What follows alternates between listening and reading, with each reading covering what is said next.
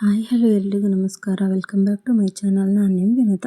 ನಾನು ಮನೆ ಕೆಲಸ ಎಲ್ಲ ಮುಗಿಸ್ಕೊಂಡು ಹಾಗೆ ಇವತ್ತು ನನ್ನ ಮಗಳನ್ನ ಸ್ಕೂಲಿಗೆ ಬಿಡೋಣ ಅಂತ ಬಂದೆ.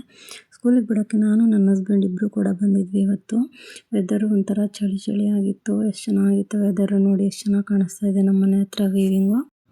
ನಾನು ಅವ್ರ ಟೀಚರ್ ಹತ್ರ ಏನೋ ಕೇಳ್ತಾ ಇದ್ದೆ, ಅಷ್ಟರಲ್ಲಿ ನನ್ನ ಮನೆಯವ್ರು ಬಿಟ್ಬಿಟ್ಟು ಮನೆ ಹತ್ರನೇ ಬಂದುಬಿಟ್ಟಿದ್ದಾರೆ. ಸೊ ಅವರು ಕೂಡ ಡ್ಯೂಟಿಗೆ ರೆಡಿಯಾಗಿ ಹೋಗ್ತಾ ಇದ್ದಾರೆ.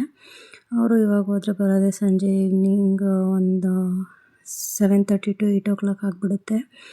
ಸೊ ನೋಡ್ಬೇಕು ಇವತ್ತು ಎಷ್ಟೊತ್ತಿಗೆ ಬರ್ತಾರೆ ಅಂತ ಹೇಳ್ಬಿಟ್ಟು. ಅವರು ಕೂಡ ನಂಗೆ ಬಾಯ್ ಮಾಡಿಬಿಟ್ಟು ಹೊರಡ್ತಾ ಇದ್ದಾರೆ.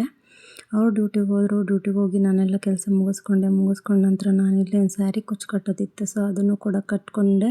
ಸಿಂಪಲ್ ಸ್ಯಾರಿ ಕುಚ್ಚು ಡಿಸೈನ್ ಇದು. ಇದನ್ನು ಕೂಡ ಕಟ್ಕೊಂಡು ರೆಡಿ ಮಾಡಿದ್ದಾಯಿತು.